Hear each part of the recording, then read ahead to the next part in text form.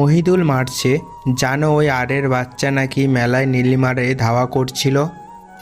মুহূর্তেই ভাইয়ের প্রতি পারুলের ঘৃণার জন্ম নিল। রাহেলা বানু এতক্ষণ বারান্দায় এসে দাঁড়ালেন। ঠিকই কইছে আব্বা, আপনার পোলা জানুয়ারি। প্লাবন কটপট চোখে তাকায়। পারুল ঘৃণায় চোখ সরিয়ে নিয়ে ঘরের দিকে অগ্রসর হয়। তখন পিছন থেকে রঞ্জু নামের ছেলেটি হাসিমকে ডেকে ওঠে। ও হাসিম ভাই, মোস্তাক সরকার নাকি মইরা গেল। আতকে উঠে সবাই। পারুল আর ঘরে গেল না, ধুকপুক বুক নিয়ে ছুটলো নীলিমাদের বাড়ি। পিছন পিছন ছুটলো হাসিম ও প্লাবন। যদিও প্লাবনের যাওয়ার কারণ নীলিমাকে এক নজর দেখা। ওরা যাওয়ার পরই রঞ্জু ও রাহেলা বানুর দিকে তাকিয়ে শয়তানি হাসি দিল। রাহেলা বানু লজ্জা মার্কা হাসি দিয়ে ঘরে ঢুকলো। রঞ্জু আশেপাশে নজর বুলিয়ে শরীরের আড়মোড়া ভেঙে বাড়ির ভিতরে ঢুকলো। এতক্ষণে গ্রামে খবর ছড়িয়েছে মোস্তাক সরকার বেঁচে নেই। সবাই ছুটে আসছে মোস্তাক সরকারকে দেখতে, কেউ বা আসছে তাদের সান্ত্বনা দিতে। এতক্ষণে অনেকেই আসমানি আর নাজিরাকে সান্ত্বনা দিতে পাশে বসেছে। পারুল ছুটে গেছে নীলিমার কাছে। নীলিমা পারুলকে পেয়ে জড়িয়ে ধরে হাউমাউ করে কাঁদতে লাগলো। আসমানির আচরণে এমদাদুল বাধ্য হয়ে নীলিমাকে ঘরে রেখে গেছে। নীলিমার বের হয়নি। পাশে অনড় হয়ে বসে আছে মুবিন। চাঁদ ও চাঁদনি ছুটে আসলেন। হাজার হলেও শ্বশুর মারা গেছেন। চাঁদনি এসেই নাজিরার পাশে বসলেন। নাজিরা এক পলক দেখলো, মনে শুনেছিল তার ভাইয়ের চাঁদনির সাথে বিয়ে হয়েছে। দেখে পুনরায় মোস্তাকের লাশের দিকে নজর দিল। চাঁদনি কি বলবে ভাষা খুঁজে পেল না। নাজিরার হাত শক্ত করে ধরলো। নাজিরা চোখ বন্ধ করে ফুঁপিয়ে কেঁদে উঠলো। আসমানির অবস্থা খারাপের দিকে। বারবার জ্ঞান হারাচ্ছেন। জ্ঞান ফিরলে উল্টো পাল্টা কথা বলছেন। নীলিমাকে বকতেও ভুললেন না। এমদাদুল মহিদের খোঁজ করলেন, কিন্তু কারো কাছে খোঁজ পেল না। চাঁদনিকে জিজ্ঞেস করলে সে জানিয়ে দেয় খাওয়া শেষে বাড়ি থেকে বের হয়ে যায়, আর ফিরে যায়নি। আজ বন্দরে যাওয়ার কথা ছিল, সেটাও জানিয়ে দেয়। এমদাদুল মোস্তাক সরকারের ফোন থেকে বন্দরে যেখানে কাজ করে সেখানে ফোন দিয়ে জানায় মোহিত ওখানেও যায়নি। ইখওয়ান ইকরাম শরীফকে বন্দরের হসপিটালে অ্যাডমিট করেছে। অনেক রক্তক্ষরণ হওয়ায় 2 ব্যাগ রক্ত দেওয়া লেগেছে। হসপিটালের এখন রোকমান রোমেলা চৌধুরী ও শাহ মাউদ বসে আছেন। ওনারা আসলে ইখওয়ান কাজের কথা বলে বের হয়ে যায়। একজন নার্স বের হয়ে আসে কেবিন থেকে। রোকমান এগিয়ে আসে। এখন কেমন আছো ভাইজান? আপনারা ডাক্তারের সাথে দেখা করুন। রোকমান নার্সটিকে নিচ থেকে উপর পর্যন্ত দেখতে লাগলো। নার্স মহিলাটি একটু ভয় পেল। তাহলে আপনারা কি জন্য আসছেন? আমরা তো স্যার রোগীর সেবা করার জন্য এখানে নিয়োজিত। রোকমান গলা খাঁড়ে নামিয়ে বলল, আমরা সেবা করবেন? আমার সেবা করবেন? আমার বুকে খুব ব্যথা করছে। নার্সটি ঢোক গিলে নিল। ডাক্তার দেখান, উনি ওষুধ দিয়ে দেবে। তোমার হাত, ঠোঁট, বাকি সব কি জন্য আছে? হকচকিয়ে যায় নার্সটি। মানে কি সব বলছেন? রোকমান, শাহমতের ডাকে পিছনে ফিরে তাকায় রোকমান। মেয়েটি এই ফাঁকে পালিয়ে যায়। রোকমান সামনে তাকিয়ে দেখলো মেয়েটি নেই। ডেভিড মার্কা হাসি দিয়ে শাহমতের পাশে এসে বসে। কি বললো রোকমান? ইকরাম ঠিক হয়ে যাবে তো? ডাক্তারের সাথে দেখা করুন চাচা যান, উনি জানেন না। তাহলে এতক্ষণ কিসের গুজর গুজর ফুসুর ফুসুর করলি কি রোকমান? মায়ের কথায় কিঞ্চিত রেগে যায় রোকমান। বিয়ের প্রস্তাব দিলাম, শুনে আসুন তো রাজি হয়েছে কিনা। রোকমান, চল ডাক্তারের চেম্বারে। ওরা চলে যাওয়ার পর রমেলা চৌধুরী মুখ বাঁকায়। একদিকে শ্বশুরের মৃত্যু, আরেকদিকে স্বামী নিখোঁজ। চাঁদনি বাকরুদ্ধ হয়ে বসে আছে। ভিতরে ভিতরে ঠিকই ভেঙে পড়েছে, কিন্তু নিজে ভেঙে পড়লে পরিবারের এই ভাঙা মানুষগুলোকে কে দেখবে? নিজেকে শক্ত করে সব দিক সামলে নিচ্ছে চাঁদনি। ওইদিকে সামলে নিচ্ছেন চাঁদ মিয়া ও এমদাদুল। এখন বিকেল 4টা, তাই মহিদের জন্য আর অপেক্ষা করলো না। এমদাদুল লাশের খাটিয়া কাঁধে নিতেই বাইরে থেকে গাড়ির থামার শব্দ শোনা যায়। দাঁড়িয়ে পড়ে সবাই। ভেতরে ঢুকে কনস্টেবল শেখর, পিছনে হাত করা অবস্থায় মহিদুল। সবশেষে ঢুকলেন ইখওয়ান শরীফ। সবাই বিস্ফারিত চোখে তাকিয়ে রইল মহিদুল ধীরে ধীরে লাশের কাছে এগিয়ে এগিয়ে থমকে দাঁড়ালো। এমদাদুলের দিকে দৃষ্টি রেখে বলল, কি করে হলো তোলা ভাই? নাজিরা সে সময় ঘর থেকে বের হয়ে আসে। মহিদুলকে দেখে ঝাঁপিয়ে পড়ল। আগলে নিতে পারলো না তার বোনকে। অসহায় চোখে শেখরের দিকে তাকায় মহিদুল। ইখওয়ান শেখরের কানে ফিসফিস করে কিছু বলল। উনি এসে হাত করা খুলে দিলেন। মহিদুল বোনকে ছাড়িয়ে নেয়, হাঁটু গেড়ে বসে পড়ে লাশের সামনে। হু হু করে কেঁদে উঠল। মুয়াজ্জিন এসে মুখের কাপড় সরিয়ে দিলেন। মহিদুল কাঁপা কাঁপা হাতে মুখে হাত রাখলো, কপালে চুমু দিয়ে মাটিতে বসে কাঁদতে থাকলো। মহিদুলকে খাটিয়া কাঁধে নিতে বলল। সে চোখের পানি মুছে দাঁড়ালো। এত সময় নেই, আপনার বোনকে ডাকুন, জবানবন্দি নিয়ে আমাদের যেতে হবে। শেখরের কথায় মহিদুলের ভিতর দুমড়ে উচড়ে যায়। শেষ পর্যন্ত তার বাবার লাশের খাটিয়াও কাঁধে নিতে পারবে না, এক মুঠো মাটিও দিতে পারবে না। বুকের ভিতর মহিদুলের চিনচিনে ব্যথা উঠল। কি হয়েছে মহিত? তোকে পুলিশ কেন ধরে নিয়ে গেছে? প্লাবনকে কে মেরেছিল? আফসোস কুত্তার বাচ্চাকে মেরে ফেলতে পারিনি। চাঁদনি আচমকা এসে মোহিতকে জড়িয়ে ধরে। এতক্ষণের লুকিয়ে রাখা কান্না বের হয়ে আসে। মোহিত আগলে নেয় চাঁদনিকে, তার বোনের দিকে নজর ফিরিয়ে বলে, নীলিমাকে ডেকে দেবন, উনি কিছু প্রশ্ন করবে। নাজিরা অসহায় চোখে তাকিয়ে রইল ভাইয়ের দিকে। শেখরের দিকে কিছুক্ষণ তাকিয়ে ভিতরে গেল। মহিদুলের সামনে দিয়ে মোস্তাক সরকারের লাশ নিয়ে গেল। মহিদুল চোখ বন্ধ করে সেই দৃশ্য আড়াল করতে চাইল, কিন্তু পারল না। মনের চোখ ঠিকই অনুভব করলো অসহ্যকর ব্যথা হচ্ছে মহিদুলের বুকে। চোখ বন্ধ করে দাঁতে দাঁত চিবিয়েও কান্না বন্ধ করার চেষ্টা চালিয়ে যাচ্ছে, তবুও চোখের কার্নিশ দিয়ে পানি গড়িয়ে পড়ছে। আমার কি অবস্থা চাঁদনি? চাঁদনি মাথা তুলল। চোখাচোখি হয় দুজনের চোখে বাঁধ ভাঙা পানি। কোন রকম ঢোক গিলে নিজেকে আশ্বস্ত করে নিল চাঁদনি। ভালো না, বাবার জ্ঞান হারাইছে আর ভুল বকতাছে। আমাকে দেখে রাখিও। তুমি ফিরবা কবে মোহিত? মহিদুল কঠিন চোখে ইখওয়ানের দিকে তাকালো।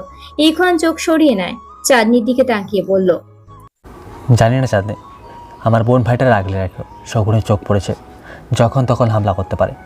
ইখওয়ান কিঞ্চিত রেগে গিয়ে হিংস্রতা নিয়ে তাকায় মোহিতের দিকে। মোহিত তাকায় ঘৃণার চোখে। ভিতরে আইসেন আপনি। নাজিরার কথায় চোখ সরিয়ে নেয় দুজনে। চাঁদনিকে পাশে সরিয়ে নেয় মহিদুল। শেখর এসে মহিদুলের হাতে হাত কড়া পরিয়ে দিয়ে ভিতরে যায়। বাহিরে রইল মহিদুল, চাঁদনি ও ইখওয়ান। ইখওয়ান জেলের মধ্যেই মহিদুলকে বিয়ের প্রস্তাব দেয়। মহিদুল কাট গলায় জানিয়েছে কখনই সে ইখওয়ানের হাতে বোনকে দেবে না। আপনাকে কি সেই দিন প্লাবন ধাওয়া করছিল মিস নীলিমা? পর্দার আড়াল থেকে নীলিমা জবাব দেয়, জি। আপনি শিওর তো? মানে আপনি সত্যি প্লাবনকেই দেখেছিলেন? জি সাহেব, প্লাবনই ছিল। আর কেউ কি ছিল? নীলিমা কিছুক্ষণ চুপ থাকলো, তারপর বলল, জি ছিল, মুখ বাঁধা অবস্থায় 5-6 জন হবে। কাউকে চিনতে পারেননি? মুখ বাঁধা থাকলে চিনব কেমনে সাহেব? এসব যে বললেন তার প্রমাণ? জমিদারের 3 পুত্র আমাকে দৌড়ানোর অবস্থায় দেখেছিল। তাদের নাম বলুন। পুনরায় চুপ থাকলো নীলিমা। শেখর জহুরি চোখে তাকিয়ে রইল। ওনাদের নাম জানি না, শুধু একজনের নাম জানি। তার নাম বলুন। ইকরাম শরীফ। শেখর বেরিয়ে এলো। পিছনে পিছনে বেরিয়ে আসলো নাজিরা পারুল। মহিদুল নাজিরার দিকে তাকালো, ভিতরে তাকিয়ে বলল, নীলিমা ঠিক আছে তো আপা? নাজিরা মাথা দুলিয়ে বলল, আছে মোহিত, তোর কথা এখনো বলি নাই। বলিস না, পাগলামি করবে। মায়ের ঘরের দিকে তাকালো। ইখওয়ানের দিকে কিছুক্ষণ তাকিয়ে থাকার পর পুনরায় নাজিরার দিকে অসহায় হয়ে তাকিয়ে পড়ল। এমদাদুল ভাইয়ার চাঁদনির আব্বা ফিরে আসলো। 12 তারিখে থামলো মহিদুল। চোখ বন্ধ করে নিল, কয়েকবার ঢোক গিলে গলা ভিজিয়ে নিল। চোখ মেলে পুনরায় বলে, 12 তারিখে নীলিমার সাথে এই কনে বিয়ে দেওয়ার ব্যবস্থা করতে বলিস, তাহলে আমি জেল থেকে বের হতে পারবো। নাজিরা অবাক হয়ে যায়। পারুল স্তব্ধ হয়ে ইখওয়ানকে দেখতে লাগলো। ভাই এসব কি বলছিস? আব্বা মরার? তুই কি চাস আপা আমি জেলে পচে মরি? নাজিরা ইখওয়ানের দিকে তাকালো। ইখওয়ান মহিদুলের দিকে তাকিয়ে আছে। নাজিরা বিষয়টা বুঝতে পারলো। পরিবার আর নিজেকে বাঁচাতে গিয়ে ছোট বোনটাকে বলি দিতে হচ্ছে জমিদারের হাতে। ঠিক আছে মোহিত, তোর দুলা ভাই আসলে কব বুঝাইয়া। পারুল দৌড়ে গেল নীলিমার ঘরে। নাজিরা আঁচলে মুখ চেপে চেপে কাঁদতে থাকলো। চাঁদনি বাকরুদ্ধ হয়ে তাকিয়ে আছে নিচের দিকে। মহিদুল তপ্ত শ্বাস ফেলে দিয়ে সামনে এগোয়। পিছনে যায় শেখর ও ইখওয়ান। সে সময় আসে রাহেলা বানু। রাহেলা ও ইখওয়ানের চোখাচোখি কথা হয়। মাটিতে বসে কাঁদতে থাকলো নাজিরা। রাহেলা এসে নাজিরাকে ধরলো। চাঁদনি মূর্তির মতো সেখানেই দাঁড়িয়ে রইল। না জমিদার সাহেব, জ্ঞান ফিরতে সময় লাগবে, স্মৃতিশক্তি হারিয়ে ফেলতে পারে। বুঝতেই পারছেন চিকিৎসার অবস্থা এতটাও উন্নতি না। যে বুঝতে পারছি, স্মৃতিশক্তি হারিয়ে ফেলা নিয়ে ভাবছি না, আমার ছেলেটা বেঁচে ফিরবে তো ডাক্তার? নিশ্চিন্ত থাকুন আর আল্লাহকে ডাকুন, উনি একমাত্র পারে আপনার ছেলেকে ফিরিয়ে দিতে। ঠিক আছে ডাক্তার সাহেব, আসছি। শাহমত ও রোকমান বেরিয়ে আসে। ইকরামের কেবিনে একবার উকি দিলেন তারা দুজনে। রহমান, তোমার আম্মাকে নিয়ে যাও, বড় বৌমাকে পাঠিয়ে দিও। এখানে তোমার আম্মার কাজ নেই, বসে বসে শুধু ঝিমাচ্ছে। জি চাচা যান, আমিও আসবো কি? তুমি বা এখন আসিও, তোমরা আসলে আমি ফিরবো। জি চাচা যান, ঠিক আছে। ইকরামের কি অবস্থা ইউখান? ইকবালের কথা ইখন দাঁড়িয়ে পড়ে। কি ভাইজান, ভালো, তবে জ্ঞান ফিরতে সময় লাগবে। ইকবাল শরীফ বই থেকে দৃষ্টি সরালেন। কতদিন লাগবে কিছু বলেছে? ওই তো 10-12 দিন। অবাক হলেন তিনি। এতদিন? এতদিন কেন? চিকিৎসা ব্যবস্থা অতটাও উন্নতি নয় ভাইজান, আর বন্দরের বাইরে নিয়ে যাওয়ার ঝুঁকি আছে। মাথার ব্যাপার তো। ও ঠিক আছে, ভিতরে যা, বিশ্রাম কর। কি ভাইজান? ভিতরে আসতে পারি? ইখন থেমে গিয়ে পিছন ফিরে দেখলো। আরে ডাক্তার যে, আসো আসো। ইকবালের কথায় ভিতরে ঢুকলেন এক সুদর্শন যুবক। ইখন একটু ভরকে গেল, শুকনো ঢোক গিলে বিড়বিড় করতে লাগলো। মূল আর ঘরের দলা, এখন এই সময় তোকে আসা লাগলো? আরে ইউখান, ওইভাবে মুখ কালো করে দাঁড়িয়ে আসিস যে, আমি আসাতে খুশি হসনি বুঝি? ইখন জোরপূর্বক হাসলো, সামনে এগিয়ে আস্তে আস্তে বলল, কি যে বলেন রানা ভাই, খুব খুশি হয়েছি। আমি হসপিটাল থেকে ফিরলাম তো, তাই খুব ক্লান্ত লাগছে। রানা সাহেব অবাক হয়ে বললেন, ও মাই গড, হসপিটাল? ওয়াই, কার কি হয়েছে? ওরে ইংরেজির পুত, মনে মনে কথাটি বলে শ্বাস ফেলে বলল, ইকরাম ভাইজান গাড়ির দুর্ঘটনায় আহত হয়েছেন। সমস্যা তেমন হয়নি, একটু জ্ঞান ফিরতে সময় লাগবে আর কি। এই আরিফা, এইদিকে আসো, দেখো কে এসেছে, শরবত নিয়ে আসিও। আপনি বিশ্রাম নিন রানা ভাই, আমিও বিশ্রাম নিই, পরে কথা হবে। মনে মনে কথাটি বলে শ্বাস ফেলে বলল, ফুফুর বেটা, আসলি তো আসলি, ওই সময় আসলি, এখন তোর এই চোখে চোখে রাখা লাগবে। কথাটি বলে ইখন বিড়বিড় করে পা বাড়ায়। সময় যায়, দিন যায়, নীলিমার মন ভালো হয় না। আজ 5 দিন হতে চলল নীলিমা তার মায়ের সামনে যায়নি, মোট কথা যেতে দেওয়া হয়নি। আসমানি বেগমের অবস্থা খারাপের দিকে, বিশেষ করে মহিদুলের বিষয়টা নিয়ে কষ্ট পেয়েছে। তার জন্যই তার ভাইয়ের এমন দশা। এসব ভেবে মন খারাপ করে থাকে নীলিমা। যদিও মুবিন আর পারু সবসময় নীলিমার সঙ্গ দেয়, নীলিমা চুপচাপ হয়ে শুধু বসেই থাকে। কয়েকবার কিছু জিজ্ঞেস করার পর একবার উত্তর দেয়। চাঁদনি তার শাশুড়িকে সামলায়, নাজিরা সামলায় সংসারের কাজ। কেউ কেউ এসে দেখে যায় আর সান্ত্বনার বাণী শুনিয়ে দেয়। নীলিমা পুকুর পাড়ে চুপচাপ সামনে তাকিয়ে বসে আছে, এক কাঁধে মুবিন মাথা দিয়ে আছে। পারুল একটার পর একটা গল্প বলেই যাচ্ছে। ইখন এসে গলা খাঁকারি দিল। পারুল পিছনে ফিরল। ইখওয়ানের পিছনে রাজীব ও অপরিচিত লোক দেখতে পেল। নীলিমার দিকে দৃষ্টি রেখে বলল, নিজেকে ডেকে নে বাবু। আম্মা বলতো এই রূপ নাকি ধ্বংসের ইঙ্গিত, ঢেকে আর কি হবে। বলেই পিছন ফিরে তাকায়। তারপর উঠে দাঁড়িয়ে ইখওয়ান সামনাসামনি দাঁড়ায়। রাজীব হা করে দেখছে নীলিমাকে। পাশে রানা সহজ সরল ভাবেই তাকিয়ে আছে। রানা সহসাই বলে উঠে, আসসালামু আলাইকুম হুবু ভাবি সাহেবা। নীলিমা সালামের উত্তর দিল। রাজীবের চোখের দিকে তাকাতেই রাজীব ফরকে গিয়ে নজর সরিয়ে নেয়। এই মেয়ে, ওদের ভিতরে নিয়ে গিয়ে বসতে দাও, আমার নীলিমার সাথে কথা আছে। পারুল ইখওয়ানের দিকে তাকায়। মোর নাম পারুল, এই মেয়ে কইয়া রাখবেন না। ইখওয়ান কিছু বলবে তার আগেই রানা বলে ওঠে, ঠিক আছে মিস পারুল, তবে আসুন নিয়ে যান আমাদের, ওদের একটু একান্ত সময় দরকার। পারুল ভ্রু কুঁচকে তাকায়, মনে মনে বিড়বিড় করে বলল, এই সাদা মোলা আবার কে আমদানি করলো রে বাবা? আইসেন মোর পিছে পিছে। ওনারা চলে গেলেন। ইখওয়ান নীলিমার দিকে তাকালেন। নীলিমা আগে থেকেই তাকিয়েছিল। ইখওয়ান কিছুটা অস্বস্তি বোধ করলো। চোখ নামিয়ে এদিক ওদিক চায়, আবার নীলিমার দিকে তাকায়। আপনি কি ভয় পাচ্ছেন জমিদার সাহেব? এমন কথায় ইখওয়ানের অস্বস্তি নিমিষেই বাষ্পীভূত হয়ে যায়। অবাক হয়ে তাকালো নীলিমার দিকে। কিছু বলবেন আপনি? ইখওয়ান ঠোঁট দিয়ে জিহ্বা ভিজিয়ে নিয়ে বলল, হ্যাঁ, বিয়ের কেনাকাটা করতে যাব, তোমার কি লাগবে বলো। কেন, আপনাদের মহলে মেয়ে লোক নাই? আছে, মানে আমি বলতে চাইছিলাম যে তোমার পছন্দের কিছু যদি থাকে। নেই। ইখওয়ান চোখ ছোট ছোট করে তাকায়। নীলিমা মুচকি হেসে বলে, নেই কোনো পছন্দ। আপনার পছন্দের কিনে নেন। ইখওয়ান নীলিমার দিকে তাকায়। নীলিমা শান্ত চোখে তাকিয়ে আছে। ইখওয়ান বেশিক্ষণ তাকিয়ে থাকতে পারলো না। কেমন জানি অস্বস্তি বোধ হচ্ছে, বুকের ভিতর অন্যরকম এক অনুভূতি হচ্ছে। ঠিক আছে বলে তারা তাড়াহুড়ো করে চলে গেল ইখওয়ান। নীলিমা মৃদুস্বরে ফিচেল হাসলো, মনে মনে বিড়বিড় করতে লাগলো, যেখানে পছন্দের মানুষটাকে পেলাম না সেখানে আবার পছন্দ। কেন এমন করলেন ইকরাম সাহেব? কেন করলেন? পারবেন তো চোখের সামনে আমাকে আর একটা ভাইয়ের সামনে মেনে নিতে? আপনি সব জেনেও চুপ কেমনে করে আছেন জমিদার সাহেব? আমারই ভুল আপনাকে বিশ্বাস করা। ভুল করেছি অন্ধের মতো বিশ্বাস করে। আপনি কি শুনেননি আব্বার মৃত্যুর কথা? একবারও কি আমার কথা মনে পড়েনি? একবারও আসলেন না দেখতে? কি পাশান আপনি? নীলিমা চোখ বন্ধ করে নিল। চোখের কার্নিশ বেয়ে অঝরে পানি গড়িয়ে পড়তে থাকলো। পুকুর পাড়ে ধপ করে বসে পড়লো নীলিমা। সাহেব, ভাবি সাহেবা তো মেলা সুন্দরী। ইখওয়ান বিদ্রুপ হাসে, রাজীবের দিকে তাকিয়ে বলল, শুধু সুন্দরী না, আগুন সুন্দরী। আমার কাছে আগুনই মনে হয়। চোখে চোখ পড়লেই মনে হয় আমার হৃদয় পড়ে যাচ্ছে। কি বলিস ইউখান, বিয়ের পর সামলাবে কি করে? আর আনার কথায় শব্দ করে হাসে ইখওয়ান। বিয়ের পর মেয়েরা স্বামীর দাসী হয়ে থাকবে, এটাই দেখে আসছি। আর নীলিমা আমার মনের রাজ্যে দাসী হয়ে থাকবে।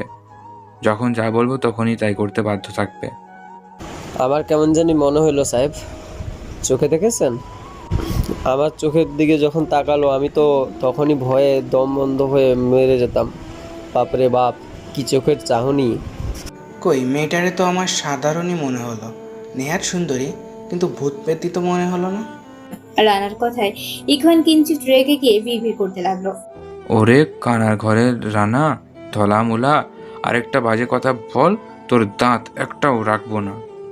কি রে ওখান, ইকরামের কাছে নিয়ে যাবি বলে তো নিয়ে গেলি না, নিজেও গেলি না।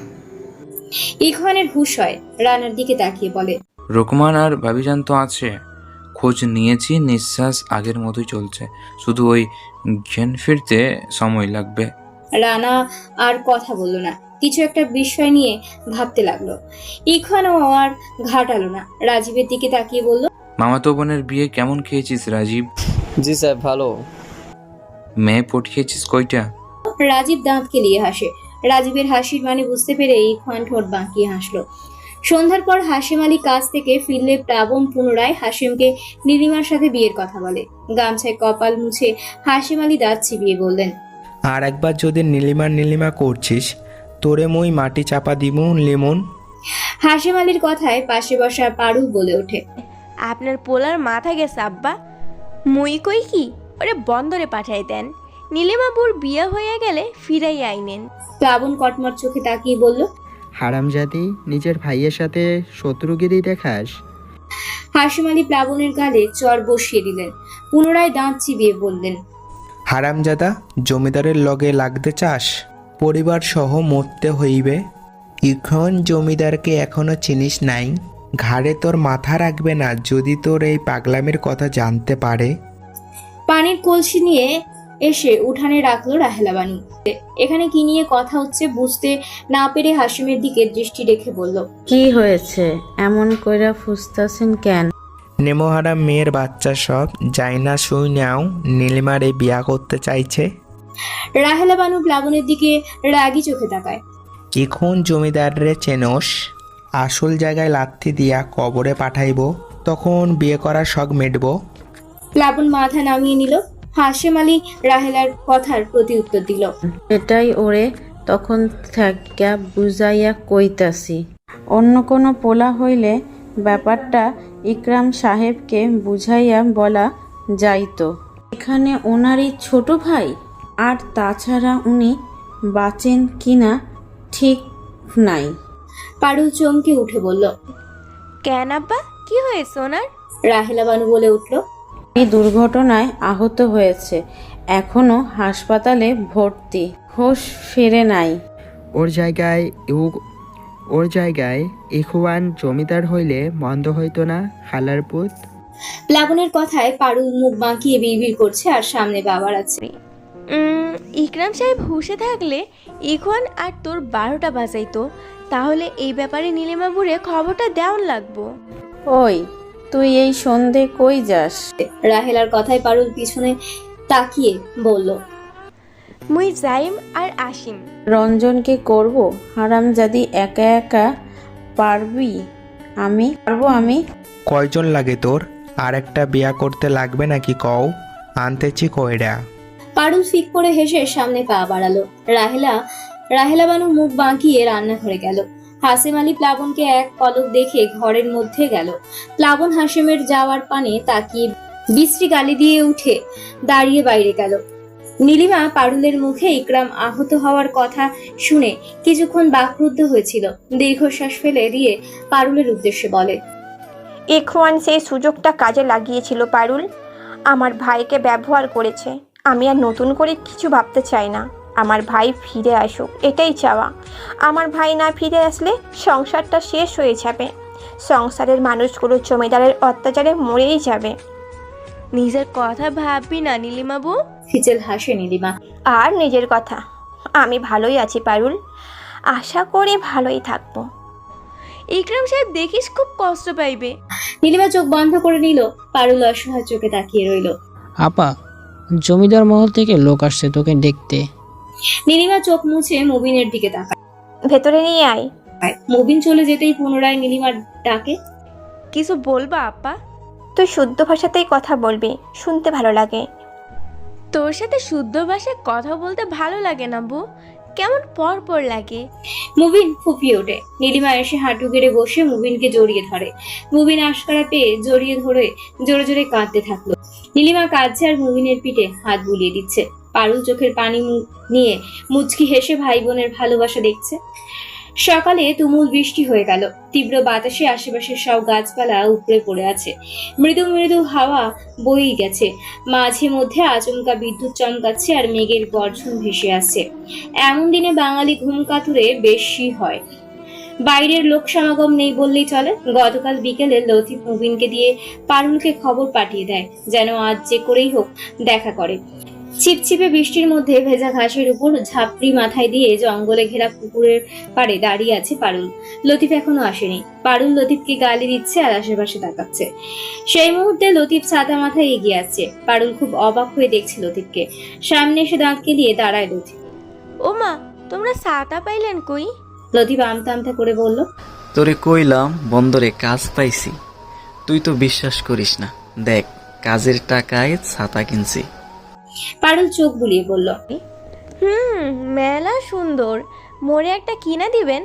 শুধু ছাতা কেন, মেলা কিছু কিনা দিম, চল পালাইয়া যাই। পারুল চিন্তিত হয়ে বলল, মুই তো রাজি লতিফ ভাই। লতিফের মুখে হাসি ফোটে। কিন্তু লতিফ ভাই, সামনে নীলিমাবুর বিয়া, না খাইয়া যাইম, বু খুব মন খারাপ করবে, তাছাড়া একলা হয়ে যাবে বুবু। লতিফ কিঞ্চিত রেগে গেল, মুখে আধার নামিয়ে বলল, নিজের বিয়া নিয়া ভাব পারল, চল আমরা আইজ রাইতে পালাইয়া যাই। মোরা পরশু পলায় যাব, কাল তো নীলিমাবুর বিয়ে, কালকে রাতটা ধৈর্য ধরেন লতিফ ভাই। লতিফ এবার রেগেই গেল। তুই আজকে পালাবি মোর সাথে পারল? যদি না যাস তোরে থাপড়াইতে থাপড়াইতে নিয়ে যাইম। কি কইলি? থাপড়াইবি তুই মোরে? আবার রাগও হচ্ছিস মোর সাথে? আজ পর্যন্ত মোর বাপ ভাই মারার তো দূরের কোয়ারই সাহস পায়নি, আর তুই 2 দিনের নাগর হইয়া এত বড় কথা কইলি? পারুলের আচমকা রেগে যাওয়ায় লতিফ বোকা বনে যায়। জিহ্বা দিয়ে দাঁত কেটে বলে, না পারো মোর মায়াবতী, মই তো এমনি এমনি। হয়েছে, থাম, তোর সাথে আর কথা নাই, পালাই যাও তো দূরে। পারুল হনহনিয়ে চলে যাচ্ছে। লতিফ পারুল বলে পিছনে যেতেই পারুল অগ্নিমূর্তি হয়ে পিছনে তাকায়। তর্জনীর আঙুল সামনে তুলে বলে, লতিফ ভাই, খবরদার কইতাছি মোর পিছনে আসবি না। এমন জায়গায় লাথি দিম, 7 দিন সমাজে মুখ দেখা তো দূরে হাঁটতেই পারবি না। আসবি না মোর পিছে, কইয়া দিলাম। রাগ মারাও মোর সাথে? সামনে ফিরে হনহনিয়ে চলে যায় পারুল। বোকার মতো দাঁড়িয়ে রইল লতিফ। জঙ্গল থেকে বেরিয়ে এসে বাড়ি যাওয়ার পথে পা রাখলো পারুল। সামনে কয়েক কদম যেতেই পেছন থেকে কেউ ডাকলো, এই মেয়ে দাঁড়াও। এই মেয়ে দৌড়ে এসে সামনে এসে হাঁপাচ্ছে। ও তুমি পারুল? তোমরা এই বৃষ্টির মধ্যে ছাতা নিয়ে বের হন নাই কেন? নিয়েছিলাম পারুল, বাতাসে উল্টো হয়ে গেছে, তাই তাই ফেলে দিয়ে আসছে। তুমি বৃষ্টিতে এদিকে কি করো একা একা? গুনতে আসছিলাম পথের মানুষেরে। ইন্টারেস্টিং। তা কতজন পেয়েছো? ধলা বিলাই কোথায়? বিড়বিড় করে বলল পারুল। কিছু বললে? না, তা তোমরা এই পথে কেন? ইখনকে খুব দরকার, কোথাও খুঁজে পাচ্ছি না, তাই নীলিমাদের বাসায় যাচ্ছি। হয়তো ওখানেই আছে। যাবে আমার সাথে? না, বাড়ি ফিরতে হইবে। মেলা কোন হইলে বের হইছি, আম্মা বকবে। ও, তোমার কথা বলার ধরন খুব ভালো লাগে আমার। চাপা কম মার ধলা বিলাই। বলা শেষে জিভ কেটে দাঁড়িয়ে পড়ে পারুল। রানা উচ্চ শব্দে হেসে ওঠে, হাসি থামিয়ে বলে, আমার মা সবসময় এই কথা বলে। কাজিনরা তো ধলা বিলাই বলেই ডাকে। কাজিনরা কে? বউ নাকি? এইটা আবার নাম হইল? মৃদু হেসে ওঠে রানা। কাজিন মানে চাচাতো ভাই বোন, আর আমি বিবাহিত, বুঝলে? পারুল হাঁটতে হাঁটতে বলল, খুব বুঝছি। ওই জন্য মাইয়া মাইনসের পিছন পিছন ঘুরেন, মোর পিছে ঘুরে লাভ নাই। ঠোঁট টিপে পারুলের অগোচরে হাসলো রানা। পারুল তার মন মতোই বকবক করে যাচ্ছে। বেচারা রানা ঠোঁট টিপে হাসছে আর পায়ে পা মিলিয়ে হাঁটছে। নীলকুঞ্জ মহলের দ্বিতীয় তলার সিঁড়ির বাম দিকে 2 নম্বর কক্ষে ঢুকলো রোকমান। এমন আবহাওয়ায় মন তার রোমাঞ্চকর হয়ে আছে, নারীর সান্নিধ্য পেতে। অন্ধকার রুমে কোনো জানলা নেই। রোকমান বাতি জ্বালিয়ে দিল। হাঁটু গেড়ে বসে আছে এক মেয়ে। কাজের লোক রাবেয়াকে দিয়ে পরিপাটি করে নিয়েছে রোকমান। বাতির আলোয় মেয়েটি মাথা তুলে রোকমানের দিকে তাকালো। চোখের নিচে কালশিটে হয়ে আছে, উস্কো হয়ে আছে চিকন 2 ঠোঁট, গলার হাতে পায়ে হাজারো মারের দাগ। রোকমান দাঁত কেলিয়ে এগিয়ে গেল। মেয়েটি উঠে দাঁড়ায়। রোকমান সামনে আসতেই আচমকায় মেয়েটি রোকমানের মুখে থুতু দেয়। রোকমান কিঞ্চিত রেগে গিয়ে চুলের মুঠি ধরে আঁচল দিয়ে থুতু মুছে নেয়। ইকওয়ানের থুতু দেওয়া তোকে এভাবে শাস্তি দিয়েছে, তবুও তোর শিক্ষা হয় না? না, তোর তেজ আছে বলতে হবে, না হলে এত বছর কিভাবে সহ্য করে আসিস? মা ঘি কোথাকার! তোদের ধ্বংস না দেখে মরবো না, জমিদারের বাচ্চা। রোকমান থাপ্পড় দিয়ে বিছানায় ফেলে দেয় মেয়েটিকে। আঁচল টেনে নিয়ে শাড়ি খুলে দিয়ে দূরে ফেলে দিল। কি রে, কি করছিস? রোকমান পিছনে তাকায়, দাঁত কেলিয়ে এগিয়ে আসলো। আসো আসো, কোথায় ছিলে?